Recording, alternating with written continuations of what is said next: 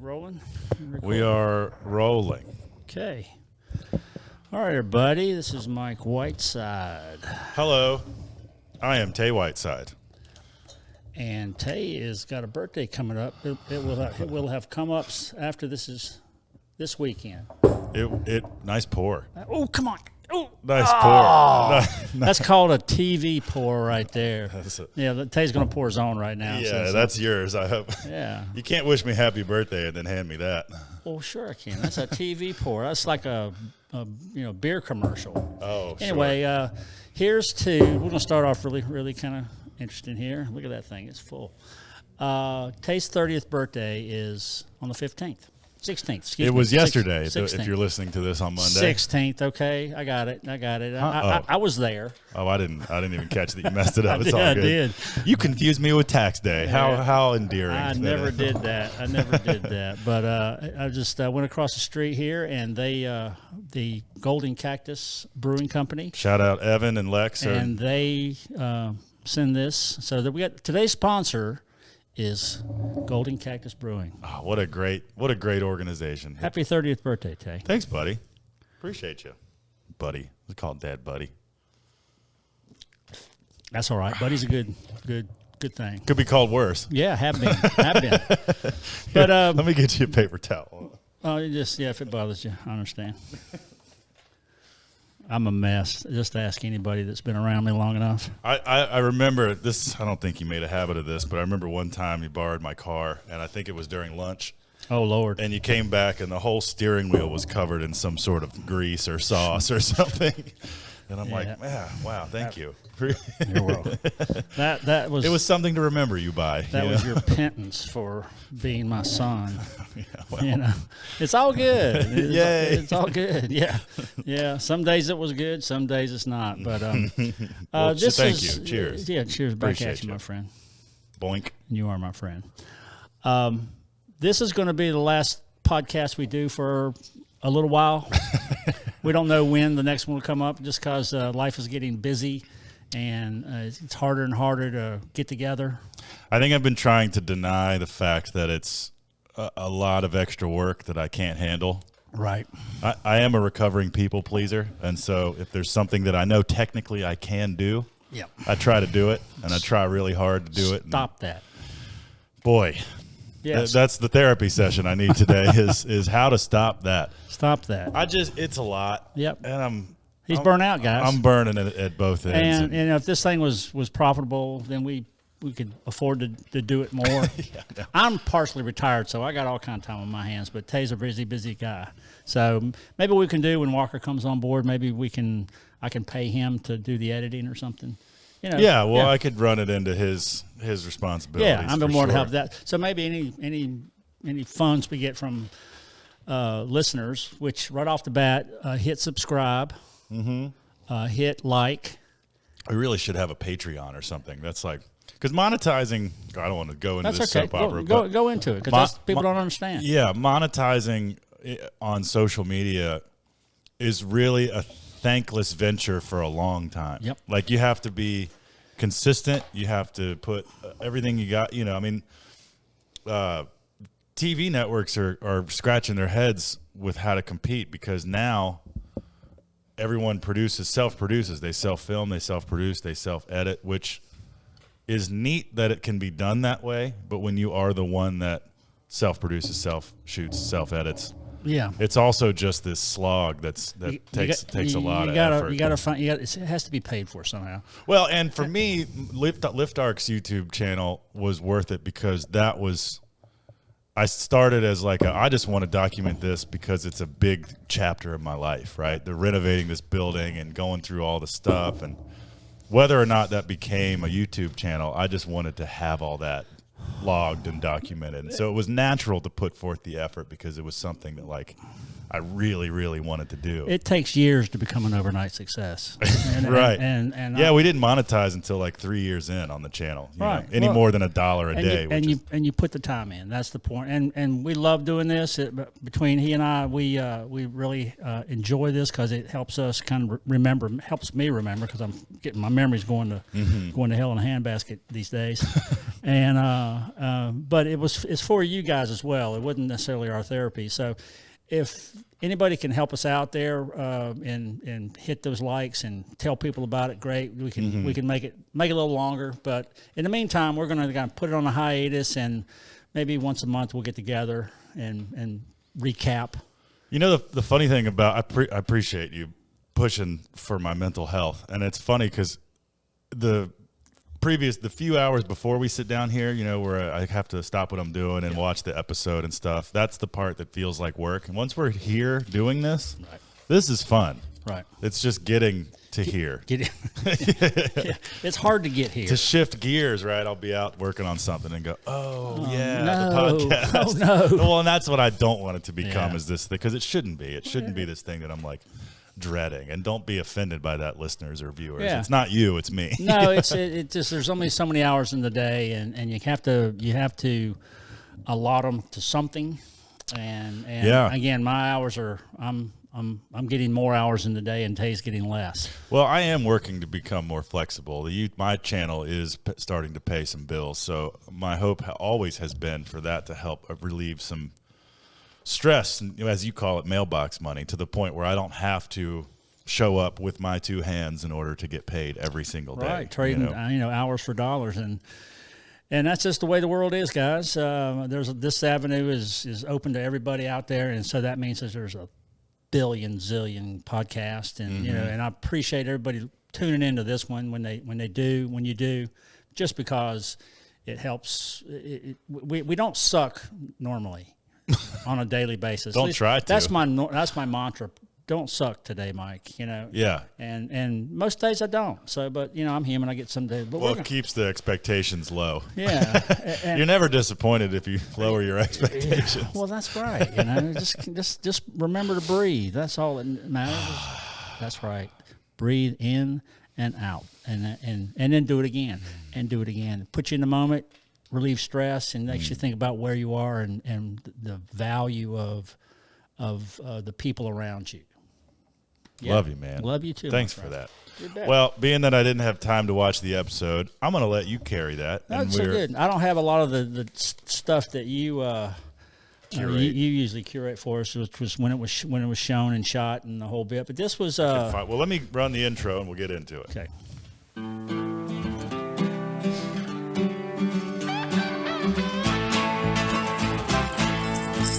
There it is. I actually have.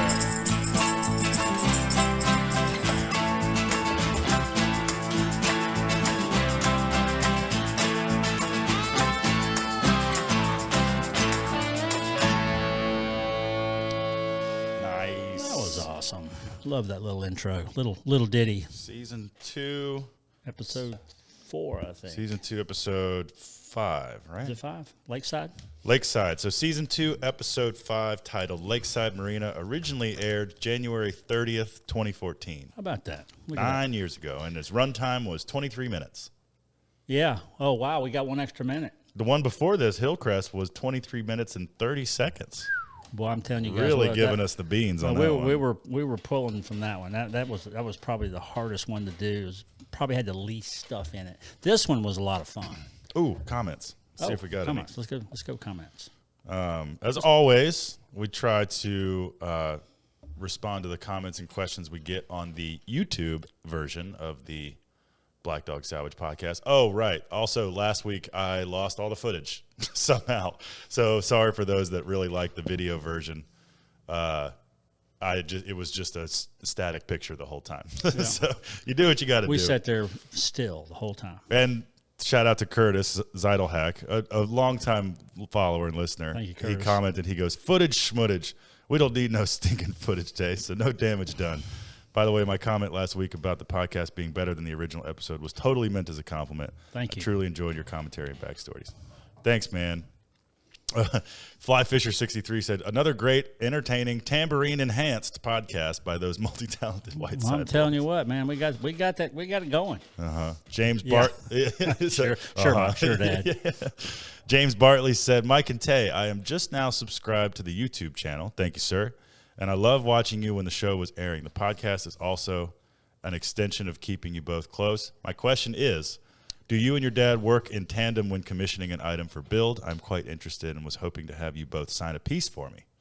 Well, that's still within the realm of possibility. Well, absolutely. Tay does the metal work these days, and we do the woodwork. So if you're needing something kind of cool, we got that. We just don't know what we have yet. We still work together. Yeah, absolutely. Yeah, Tay's my go-to metal fab business because it's hard finding folks to do it, and all my metal fabbers are woodworking right now. But we have some good ones here, but not as good as this guy because he's got game. I'm obsessed. Yeah.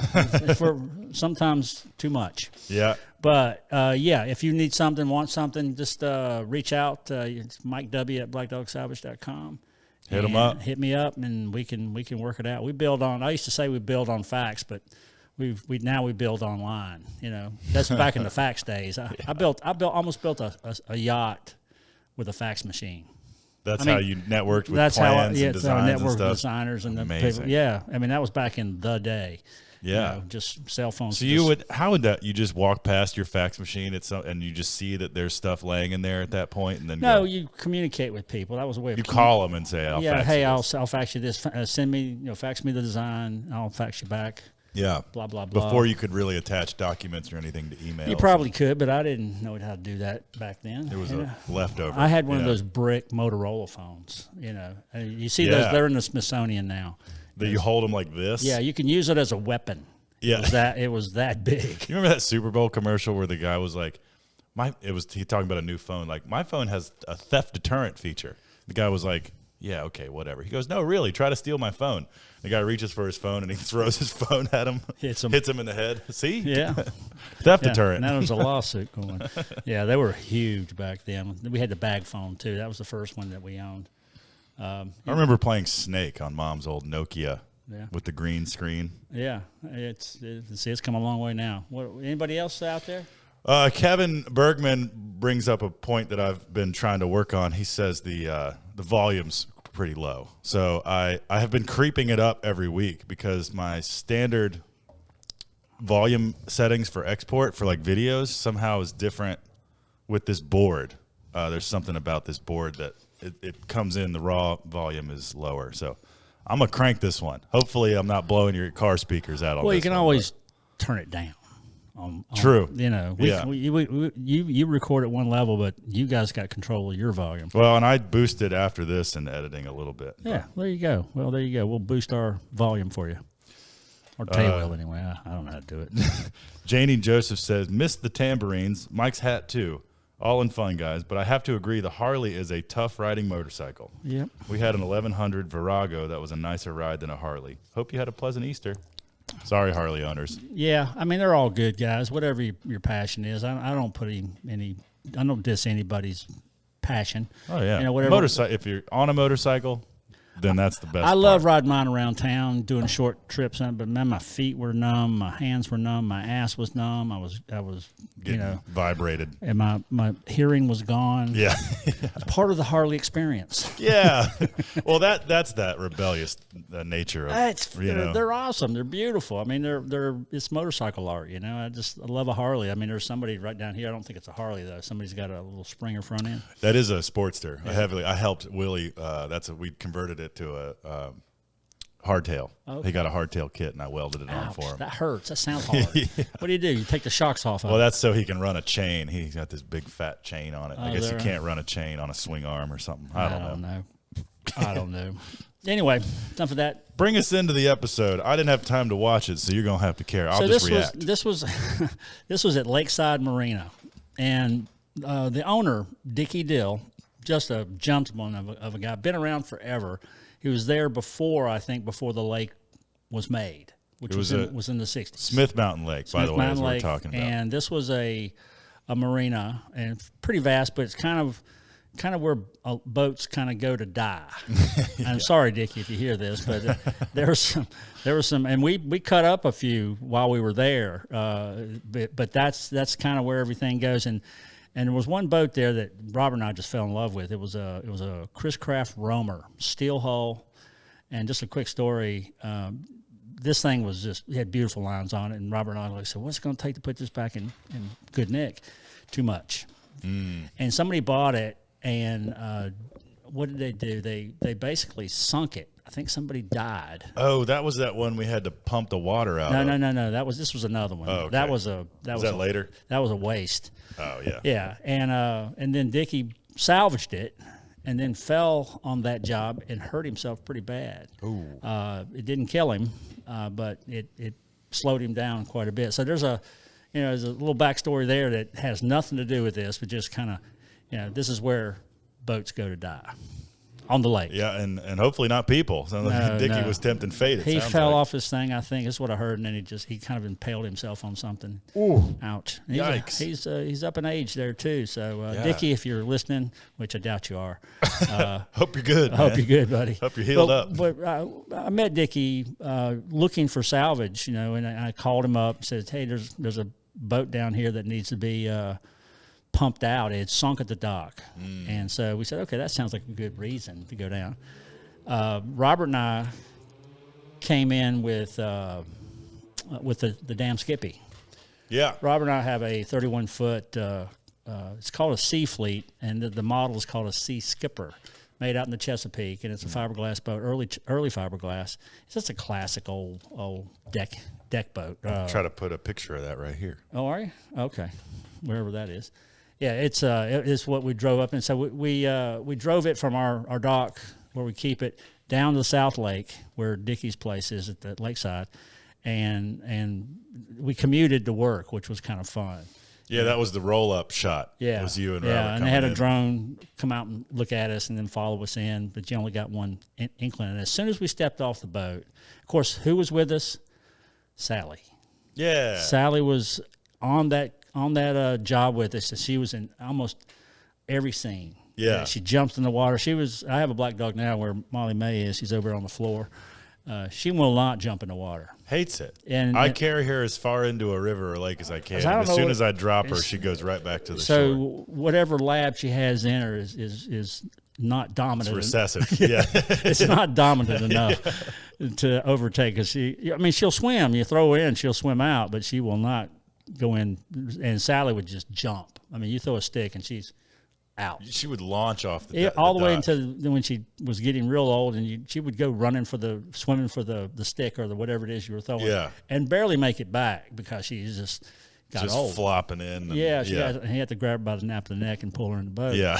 But that was just a start. But yeah, she wasn't too old by that. It was 2014, so she was probably 6 or 8 or something. Yeah, she was still moving. Middle-aged. So when we got down there, we kind of played this bit about, hey, we're gonna need some help. We kind of during the round table, we kind of laid it up. And of course, the round table, as we've told you guys, happened after everything was done. Right. So we knew that was the most acting we ever really did. It was like, man, that sounds hard. I wonder how we're going to pull that off. Knowing full well, wearing the scars we got from the job already. So this thing, as always, the format was kind of set now. Grayson wasn't in the round table yet. I don't know. I still don't know when she joined the round table, but she was just us four, right? You, Ted, Robert, myself. In the round table. In the round table. And the round table is where we're all sitting around going, this is what we're going to do this week or today or whatever. Mm-hmm. And we basically said, hey, we're going down to Dickie Deal's place, and we're going to help salvage this boat and see what's going on. So you framed it as you and Robert are just doing this thing. Yeah, and then we need some help, so we're going to call in the cavalry. The directing on the back end. Yeah, there. You guys were just sitting on the top of the driveway. Yeah, going and then he just drove in. Yeah, we were going to do it. We were going to do it anyway with you. So, right. That was a little. Hey, we're going to call the cavalry in. But we saw the boat that was sunk, and it was an old pacemaker, I think. Was that white one there on the right side, right? It was on the left, coming off. It depends on what you're coming up. Where you guys came from. We're coming from the land. It was on the right. First boat. Okay. So I am remembering that right. It was sunk to the bottom, and the whole thing about boat integrity is you got to pump out more than you're taking in. And right. And that's also a lesson in personal finance, too. Yeah, it's kind of a rule of thumb. If you got a lot coming in and you don't have enough going out, you got a problem. You're going to sink. So this went down. Dickie had a high-capacity pump, gas pump. He fired that thing up, and this started pumping. And he didn't use any bags to lift it up. It's just ping pong balls. More volume. That's right. More volume going out than was coming in. And he basically, when it was all over, the thing was sitting up on her lines.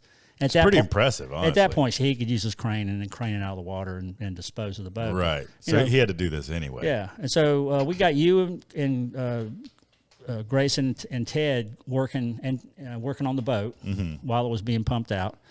And at that point, Robert and I said, well, there's not a whole lot we can do right now. We can't put too many people on the boat while it's being pumped, so we're going to go look around. And Dickie took us and showed us his collection. And the first thing he showed us was it was a rowboat, but it was old style construction. And it had the ribs in it that were exposed on the inside. It was a beautiful little boat. Back in the weeds, No, that was something else. Oh, this okay. was up on the rack. Jumping the gun. Yeah. And so we pulled it out, started talking about, hey, what's going to happen here? How much you want for it? The whole Dicker thing. And it we didn't settle on anything because he was fairly proud of it and we weren't. Yeah. So that's negotiating. So we put it, say, hey, let's bundle. Let's go ahead and kind of for Shundle. We're going to put it in a pile, and hopefully there'll be some more stuff. And so he said, well, I got another one back in the weeds. And this thing, I think it had a tree growing through it.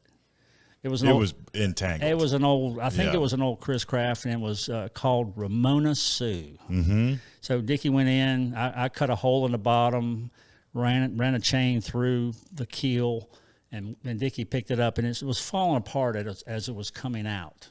And poor old Ramona Sue. Yeah, I tell you what, that boat paid dividends down the line. Because we cut the stern off of it, and we cut the bow off of it just ahead of the windshield, which was it's called the forepeak. It's the front cabin and the chain locker, and we ended up making a bar out of that.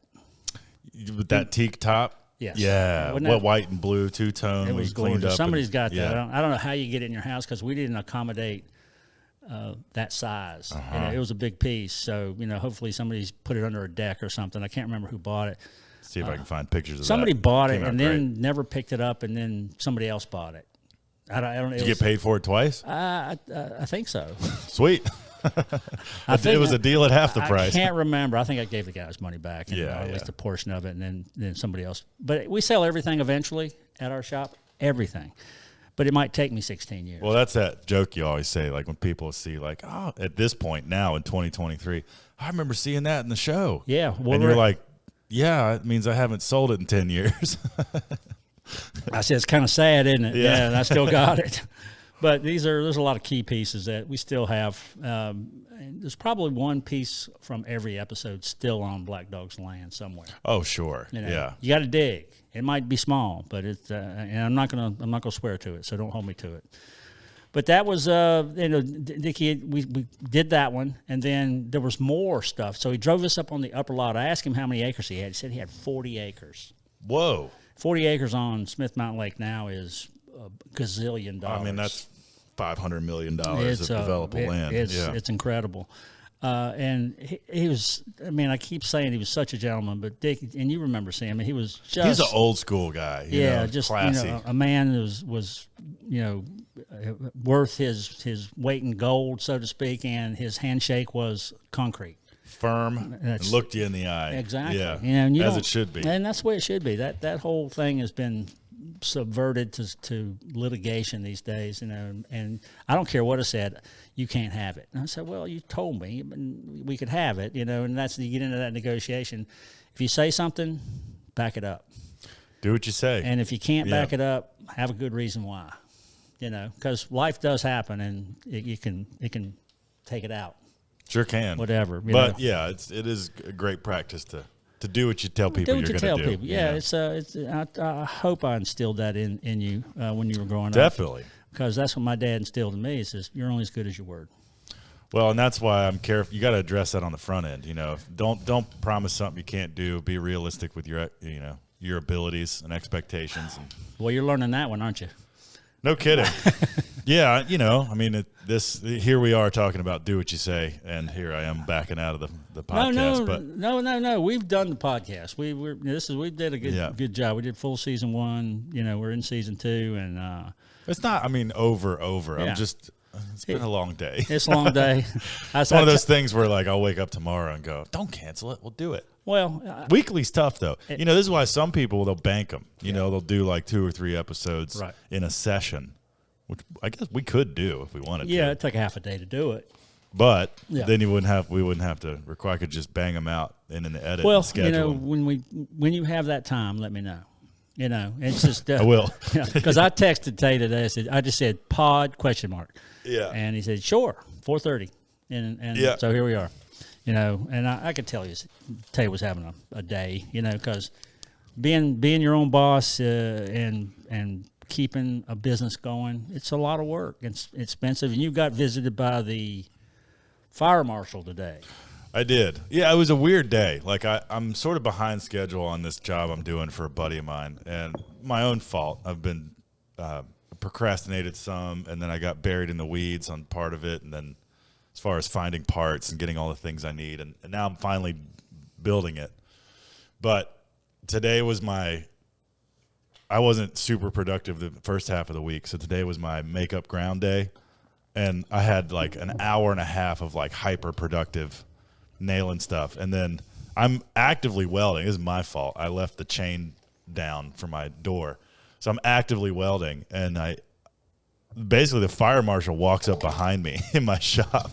And I stop welding, flip my mask up, and I was kind of startled. Like, hello, how's it going? What are you doing here? I knew who he was immediately. They all dressed the same. But, of course, that was an hour long, and then I'm behind schedule more. Yeah, and they can't walk out without finding something. Well, luckily I had some low hanging fruit. Fire extinguisher in the wrong place. Right, and it's all for good rules, but sometimes it's taken a little too far. The rules and regulations are sometimes there's no common sense sometimes put into it. Well, specifically, there was one thing about I have to get a permit for having the propane tank in the building, which is what powers the forklift.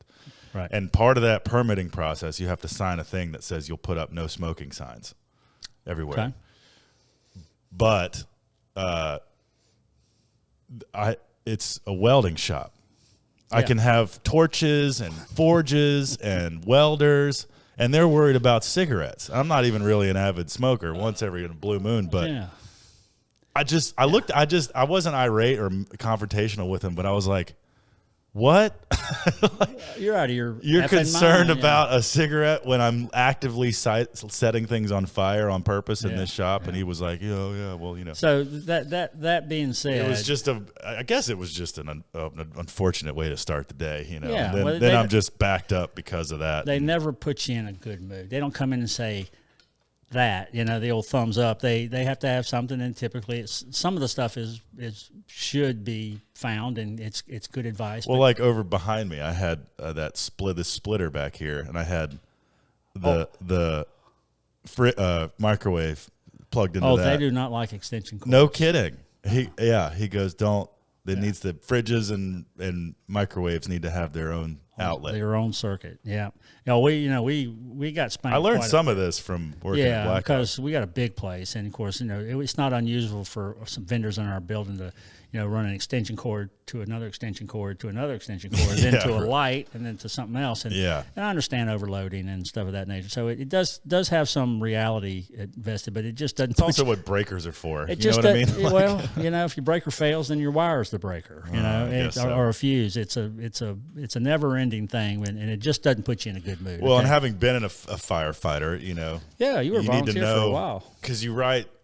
I have to submit for both these permits. I have to submit a rudimentary floor plan stating where my gas bottles are stored. I guess they enter that into a database, and if there's a structure fire here, that information is available to the first responders, so they know. So did they tell you anything about the little color triangle on the outside of the building? They said nothing about that.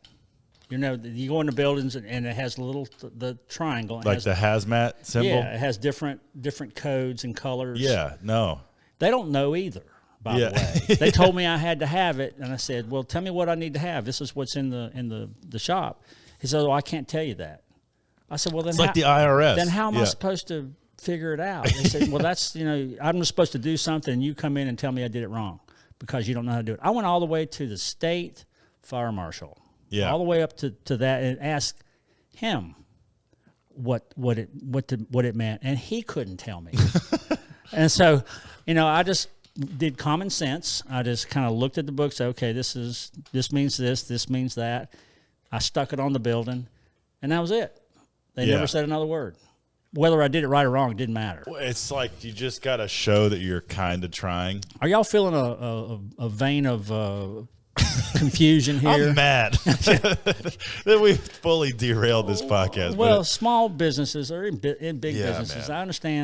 I understand hazards and stuff, but come on, a little common sense. And we've been given, time. You can't make you do it right away. They give you. I have 30 days to comply, and I have to now pay between 2 permits $100 extra a year for the privilege and pleasure to have gas bottles in my shop. That's a tax, by the way. Yeah. Yeah, it's like dog collars. They're a tax. Mm-hmm. You can fight that one all day long, but it's just a dog tax.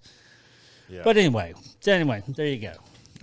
I'll put a thing before we ranted. It's like rant incoming. Skip to 31 minutes in if you don't want to hear us bitch about the fire marshal. Yeah, so one thing we were walking around. Okay, we're going back into the show now. Okay, we're walking back. around. Ted and I went up to cut the I call it the transom, which was the back end of the boat, off of the Revenge. Where an outboard, quote unquote, would be held. The back. Right, the back of the boat. Yeah, the transom. that wall. Yeah. Yeah. It's a transom. It's a transom. Yeah.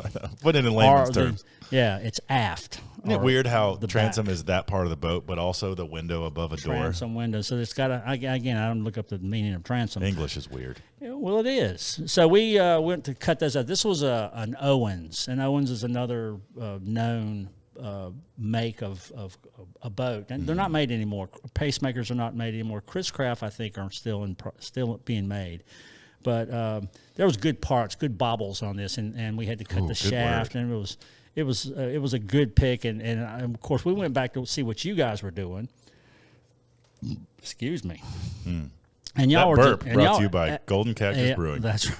Y'all were just flailing around on that boat and pulling stuff off. And we were going for the bright work. I remember you told us to get all the stainless, all the handrails and the handles and the cleats and stuff. There was something that Robert said which kind of didn't chap my ass, but it was like he was going after the air conditioner. Oh my God! And what a waste of time. This thing would not let go, and it was just, and you had to cut the deck. And he said, let's see, what did he say? He said, I took it out in Whiteside fashion. And I go, them's fighting words. What does that mean? I mean, was that I took it and screwed it up expertly and perfectly, hit it with a hammer or something?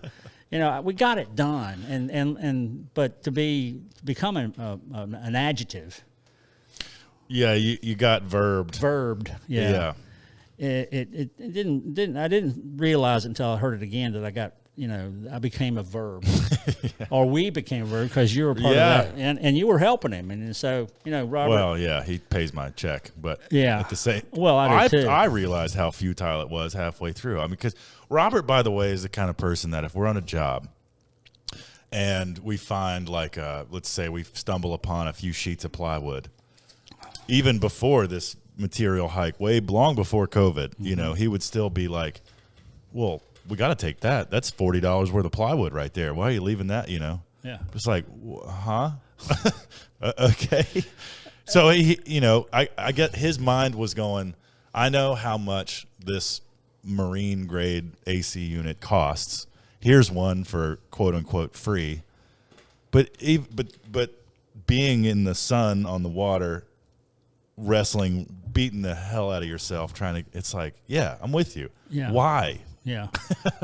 So hard. He's like that today. He's still like that. And that's just part of who he is. And I think I think that way too, I just accepted a donation of a metal fire door the other day because I recognize the material it's made out of. Right. But and most people would But it was handed to me. I didn't go out of my way to dig through a dumpster, to get it. Yeah, well, learning what has value, and of course it does have value because you go, fast forward, a year from the time you're picking up that plywood, and guess what? Now it's expensive, and now we can use it. And we have it. Yeah, so and it's good we have if it. you can bank it, you got the time, great. If you can't, screw it. So we did a real Got verbed. big, man. yeah, we got verbed, and I said an adjective, but Did we get it off? I remember we did some damage to it. it wasn't pretty, and I hope we brought it back. I'm sure we didn't use it, and I'm pretty sure we didn't sell it because it was a small.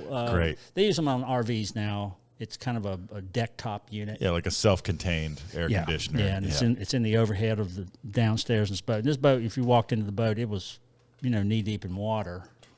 So Right. Was this thing underwater? No, the air It was conditioner. just above the. It There was was- part of the boat that never fully sank. Yeah, right? it was the like cabin sort of- house they yeah. call it, or the upper deck. And but y'all pulled some good stuff off, and we got out with a good one. But the real key piece that we bought was that rowboat, which had that old style look to it, and it was all muddy and dirty and had pitch and poop in it, and Perfect. it was the way I love to buy stuff. A nice scrub brush and a pressure washer. That piece was bought by a production company that was doing Washington Spies, Spies of Washington or something. It was a mini-series or a series that was done about the spies that George Washington had employed or had deployed to spy for the, For the American Army. for American people, Yeah. for our side. Yeah. Not the British, obviously. During the, I guess, what would the Revolutionary War? Yeah. Yeah. Yeah. And so that was a prop. And of course, as soon as they saw that, they said, I got to have it. And they said, how many more you got? It's like, that's it. I only have Yeah, one of right. these. So I started looking for more, but it's stuff you don't run into every day. And, boats like this just kind of sit in those racks and rot. Sure. So we got away with That by the way, that whole production company outlet was huge. Can be and was for briefly huge for Black Dog. Hopefully, you still make those connections. But someone trying to establish a certain visual look Yeah. to a set. I mean, place Well, like Black Dog is a huge asset. For It that. is, and there's obviously not too many. But there's companies around like over in the West Coast. There's one called Urban Ore that the film industry, and people just do that for props for film. They're which is fixers, sometimes they call them. Yeah, People that just yeah. go around and get the things the producer needs. Yeah, from period uniforms to period furniture. You don't want a digital clock on an analog clock. It's like, remember, did you watch Game of Thrones? No. There was this, because it was a the Yeah. world it was based in. It was Right. like, what era would that be? Like sort of Medieval. the medieval era. There was one scene apparently in the later seasons where if you look closely, you can see a Starbucks cup Oh, that's amazing. underneath like a chair in one of the shots. Yeah. And it's like, there would not have been a Starbucks. And back there. somebody's head was rolling on that Oh, one. it yeah. became this like whole conspiracy. Yeah, like Yeah, did you see it? Did you not see see what it? see what you can see in all this. Yeah, stuff. that PA got fired for sure. Yeah, or whoever it was, Yeah. that was part of the set design, so to speak. Mm-hmm. But that's where that went, and also the bow of the Ramona Sioux that we pulled out of. I called it Indochina back there. It looked like palms coming out of the, jungle coming out of this boat. Right. And that turned out to be a really cool bar that we made. I don't think we used the transom for anything, but I kept the Revenge transom forever.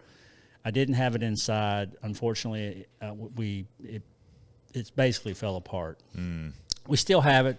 Cam and I are thinking about using it for just a facade or something, but Mother Nature is relentless. It's interesting how boats are made to go on water, but it is precisely water that will kill most boats. Well, yeah, there you go.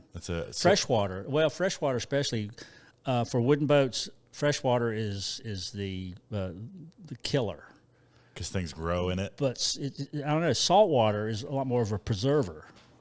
Except for metal. Yeah, Except right. for metal. But wooden boats, if it's been in saltwater, it's tight. Just Sort of the swelled up, brine, it swells tight. up. Yeah. And that's how when you're putting in a boat that's been in the yard for a while, especially if it's a wooden boat, it will leak until it swells and the chinking that they put in between the slats or the siding swell, and then it becomes integral to the boat, and it's hydroscopic, so it won't leak. Right. But you have to let a boat sit in a sling until it stops leaking. Yeah, sort of partially under Because its own weight, just like the boat that was in the water on this one, you know, every boat has a bilge pump, or it should, or you know, a bucket. And sometimes you're your own bilge pump. If you can bail it faster than it's coming in, you'll stay afloat. But if you can't, you won't. Boat physics 101. Yeah, there's some physics there, I'm sure. There's, you know, it's got to be called something out there. Yeah. But what else? What else did we do? The build was kind of fun. Yeah, what was the build? I don't know. Oh, I'm used to having you lead here. So. I know. Sorry. No, that's good. That's Couldn't good. be less You know, prepared. I'm trying. That's all right. When you say it, I think it comes back for me. It should. This was a wine bar. Yes. For barrel winery, barrel wine. God, I can't remember now. Sorry. I just watched it, you know, an hour ago. Barrel wine winery. It was a wine store basically up in Radford. I'll put a picture up right here so we can do right by where it went. There you go. But folks came in and said we're opening up a store. We want a key piece, and it's a wine bar. And here's our logo. So the logo was kind of a barrel on its side with a wine glass off to the side. Yeah. Yeah. And so we built a carcass out of plywood, and then we started figuring out what to do. So we took a barrel apart. You know, that was kind of fun when we did it. We knocked the rings off of it, and it just kind of like a blooming onion. It just fell apart. That was kind of a fun piece. And so we put the corrugated metal, skinned it with that. I remember that. And then put the barrel stays on the front, not side by side. I mean, not together, but with a little. So they had this three-dimensional look coming out. Yeah, these curved barrel staves in a convex way. And so I built I sanded off some barrel pieces and made a barrel, a faux barrel. And then Mike Pay, who was on this build, made the wine glass. He plasma cut the wine glass out of metal. And then we put some standoff so it would kind of come out to the front. And then we used a piece of live oak walnut as a top. Live edge walnut. Live edge. What did I say? Live oak? They get it. Live oak walnut. Yeah. Live edge walnut. And that was the top. So the thing really turned out well. It's heavy as all get out. Really heavy. I remember it was in a strip mall area, sort of upper. Right on the other side of the New River from downtown Radford. I remember I was on the delivery, and I remember we I don't know what. I think we used a box trailer. We used the trailer, yeah. That was back in the day. And then had big wooden ramps off the back of it. Still I remember that. Yep, still got those ramps. You still got those ramps. Those things, I don't know what would, one of them split and been screwed back together, but we still got them. We talked about this in one of the other episodes. Part of the oldest pieces of infrastructure of Black Dog that I remember. They were, when we got that trailer, we made those ramps. It's like oak boards. Yeah, you can't drive a nail in those things. No. Or drill. Yeah. This is the hardest oak you'll ever see. But anyway, we took it inside, and we made it so we could go through the front door, and we cheered, and we popped a bottle of something, some kind of wine, because I'm not a wine drinker. I mean, I'm more of a beer, but mainly spirits. I'll do it for the socialness, the celebratory. Like if you're at a fancy place, you get some red wine or whatever. Oh, yeah. Well, it's good with, beef. That's what they say. White wine. Yeah. Chicken. Fish. There you go. Pork. You've been paying attention. Well, been around a while. Nothing, but did I tell you about the Golden Cactus? Oh, yeah. Brewery right across the street from Tay's place. Go support local. Well, you've obviously done a lot of stuff for them over there. Yeah. Turned this old Connex container into a outdoor hangout So area. I dropped your name when I took that over. Yeah. They gave you a new one, new growler. And I said, this is for Tay. So, don't worry about it then. It's good. Yeah, so I stuffed their tip jar. It's a little. I love those guys, and I let Evan borrow the forklift or tools and stuff all the time. They really don't charge me for beer. Well, that's bad. I know, I know. It's dangerous. I meter it pretty well, but sometimes it's like if I had to pay full, and I choose to pay, and I do the same thing. I'll tip heavy if I get. Yeah. But I want my buddy's business to do well, and they are. But sometimes I'm like, can you please charge me for this? Well, I'm starting to feel guilty. The barter is still alive. Yeah. And I love that about America still. Really, anybody. It's not just America. Bartering is a the government doesn't like it because it's not taxed. Yeah, right. That's the only reason the government Give don't apples like for chickens. They can't get any. What do you got? And I was, Yeah. I did that one time with somebody wanted a mantle, and it was a guy, Skip Tharp was his name. Yes. Tharp Funeral Home. Yep. And he was beat me up pretty good about this mantle. We were wheeler dealers, and I'm not shy. So he got me down to a certain point, and I said, what do you got? You want to start trading here? What do you got to kind of fill the void? Mm-hmm. He says, I got a 5-bedroom house down in Belize. Yeah. That I rent out. And it was probably worth about $6,000 a week. So I said, okay. I said, those things together, bingo, we got a deal.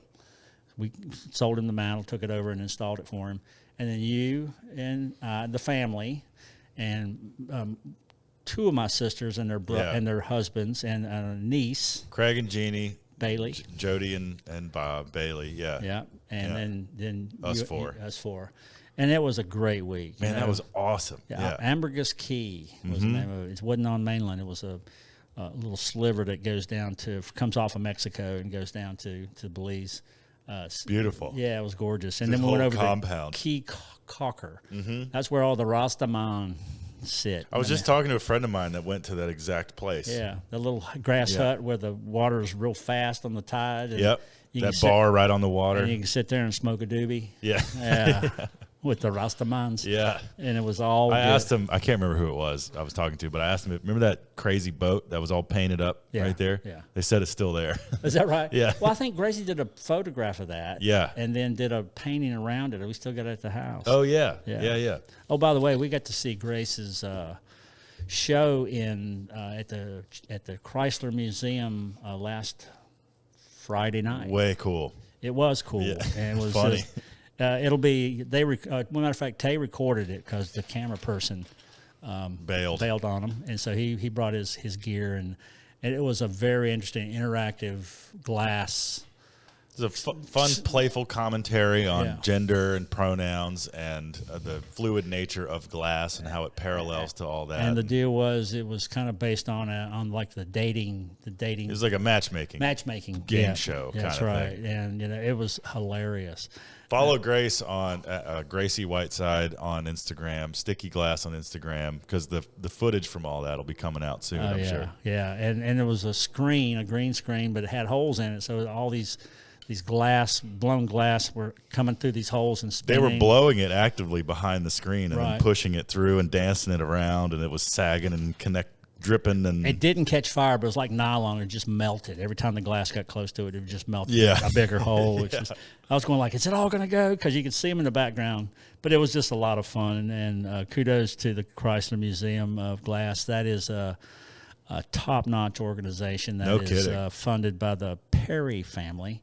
Yeah, and they are owners of Dollar Tree, I think. Dollar Tree, that's right. And we stayed in their hotel, which is called the Glass Tower Hotel. Glass Tower? I don't think it's the Glass Tower. Glass something Hotel in Norfolk. You'll find it. I think it's Glass Tower.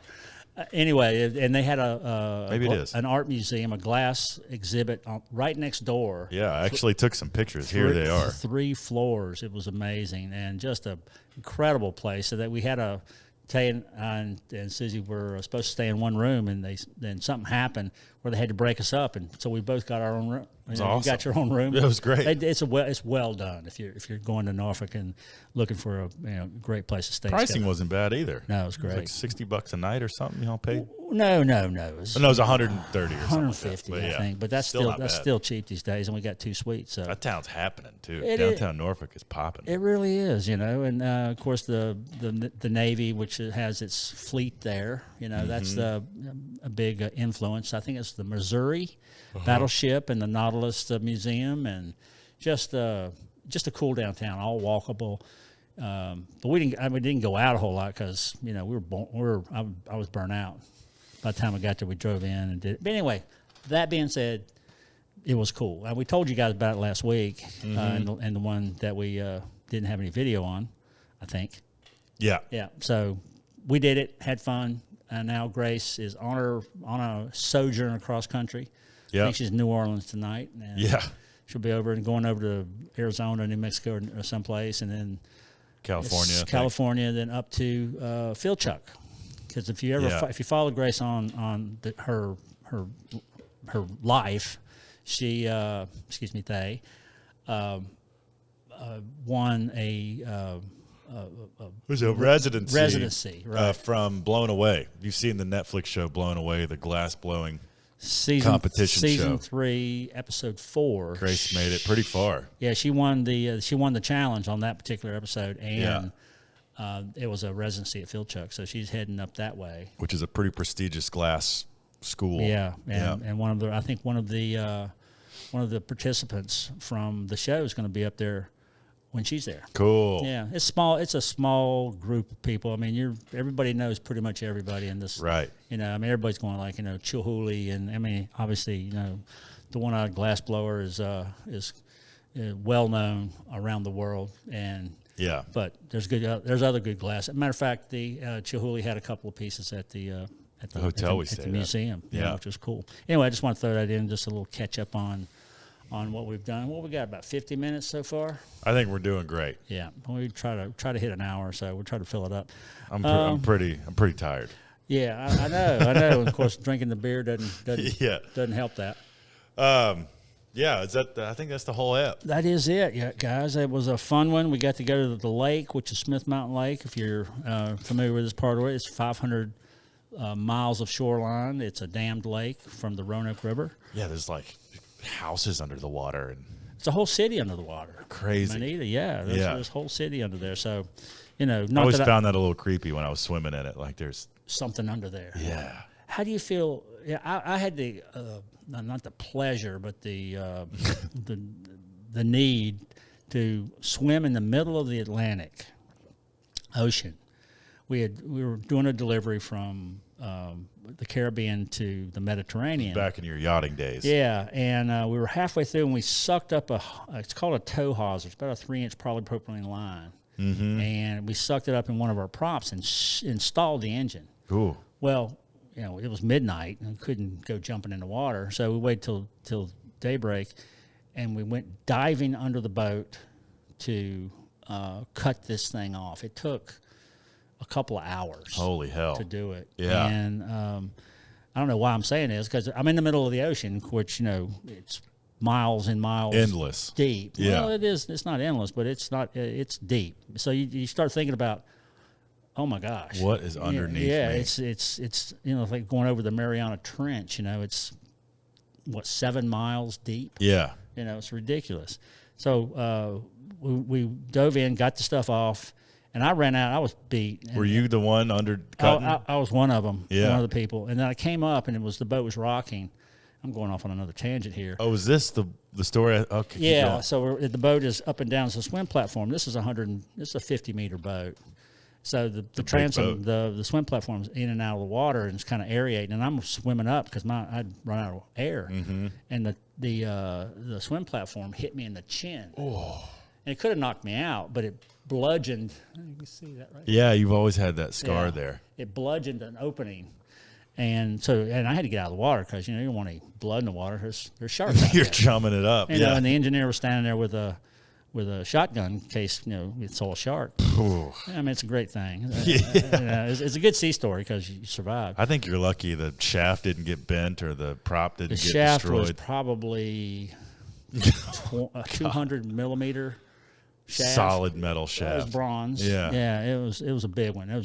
Props were probably 6 foot in diameter. I mean, it's a big. That's a large scale boat. It's a big boat. So we had to just cut this off with it wasn't easy because it melted. Because this was polypropylene. Where was the line? Was just debris in the ocean. Somebody had some tow company had just thrown it over because people throw stuff in the water. Because it's the ocean. Who cares? Yeah. Luckily, nobody died, but thankfully. No kidding. Yeah, and there was another part of that story I won't tell you. But I never knew. I knew how you got hit in the chin, but that's the full. Yeah, that's all about this. So we're story. talking about Smith Mountain Lake, and now we're in the middle of the Atlantic Ocean. Well, when our grandma was teaching me how to swim in the pool as a young kid, I was always afraid of like the jets and the drain and all the stuff at the bottom. Yeah. You know, getting That's a good fear to some have. weird phobia about getting sucked into the drain, Yeah. or you know. Yeah, And it doesn't really get any better with water you can't see through. And sometimes that helps because you out of sight, out of mind, right? You don't really know what you're swimming over. But seeing hundreds of feet down is kind of spooky. oh God, like those tanks that the astronauts train in. Yeah, They're crystal clear because being underwater is the closest thing they have to simulate zero gravity. Right. And it's like 10 stories deep. This crystal clear, super deep thing, and I'm just like, I get the heebie-jeebies. I love it. I mean, I'm an open water diver, and I miss it. And we've done some stupid stuff. I did a bounce dive in a blue hole one time with Billy Ray. He was our chef, and it was stupid. We were just doing a dive, and this is where the blue hole it starts becoming fresh water. Oh, Down deeper, right? Because the salt stays up, and before you knew it, we were at 200 feet. Because you lose your buoyancy. Yeah, and you start sinking faster. You got to pay attention. And at 200 foot, you can narc out. You can nitrogen in your blood will make you go crazy and hallucinate. Holy we stopped immediately and going like, oh my God, and it just went up. And we filled our buoyancy compensators and started going up. Cool. But I'm getting nervous. So I can the say story. I went down to 200 feet in a blue hole, and so. And live to tell the tale. And live to tell the tale. Oh, and there's other ones where people didn't. So it can end so fast. Yeah, you got to really be on your game. Yeah, and we weren't. We were stupid. We were lucky. So be careful out there. Buddy. Please be careful out there. Don't swim platforms and blue holes. Everything you want to see is within 30 feet of the surface anyway. Yeah. So look through the glass bottom of a boat. Yeah. No, and there's nothing better than diving like in the Caymans or something. It's amazing. I'd love to do it more. Yeah, we should. That being said, that's it. What you got going on, Tay? Too much. I mean, where can everybody find you? Yeah. The YouTube channel's going great. YouTube.com/LiftArc Studios. If you want to keep up with the projects I'm working on and the things that are making me as tired as I'm proclaiming to be. But it's a lot of fun. The shop's doing great. I'm as busy as I want to be. You're probably busier than you want to be. Yeah. But I have scale. I have said no to some growth paths in order not to overextend myself. Well, that's wisdom, because you can overextend yourself, and now you're strung out too far, and you're not having any fun. Well, it's like Chuck Yeager. You got to hang your ass out over the ragged edge. God bless him. Instagram, YouTube, it's all Lift Arc Studios. That's my jam. Okay, you can find us at blackdogsalvage.com. We're going to be at New York now in August. We're doing a trade show with the paint. Good. At the Jarvik Center. So if you're out and about in August, of course that's a few months from now, but never hurts to be prepared. And this is a retail show for retailers. We're marketing our paint, which is called Black Dog Salvage. Wait for it, furniture paint. There it is. It's the ad you've heard at the end of every episode, and Yep. it's all that in a bag of chips. It is, and the heck with all those other ones. We got the best stuff in the world, and just ask us. Just ask us. Come on, sign on. You can find us at for the paint. It's furniturepaint.com. Believe it or not, you got furniturepaint.com. It cost $5,000 for that domain, but we got it. You can buy yourself a domain. That's awesome. It's just expensive. And Good on you. That's a cool move. And then, of course, you can find Black Dog Salvage at blackdogsalvage.com. We're on Instagram and YouTube, Facebook, all the things. And we're always promoting our my daughter and Tay's sister, Grace, with Sticky Glass. Yeah, go there and go there often and buy often. She's got some good stuff going on. And Dean, it was a pleasure to meet you. Yeah, a little shout out to you. That's about it, guys. Thanks for hanging in. We're right at an hour, and we'll be back when we can make it make sense. Yeah, we'll see you again soon. Very soon. But maybe we'll bank a few. We'll maybe do something on the weekend, or I'll start paying Tay to do it. And I'm real close to a vacation, so maybe there's a week where we can knock a bunch out. That'd be fun. Maybe we can take this down to Harker's or something. Yeah, we can do this anywhere. Yes, you can. We'll take it on the road. We're going to put it in the truck. hit the road. That's a great idea, actually. Yeah, we don't need any internet for it. It's all local, self-contained. Yeah. Maybe we'll do that. Get us a. We'll do it on a boat. That'd be fun. All right, stay tuned, boy. There's a lot of stuff coming up, evidently. We love you guys. Thanks for everybody who is watching and has participated in the thing we're doing right now, the pod. Yep. And we'll be back, but not right away. We'll probably take some time off and kind of decompress and let this catch up with us. And so as of right now, BDS Season 2, Episode 5. That was it. We'll see you next time. It's a wrap. Thanks, guys. Read us out, Tay. Not much reading going on, but here's the theme song. That's right. Golden Cactus Brewery. Making your days happy. A little easier.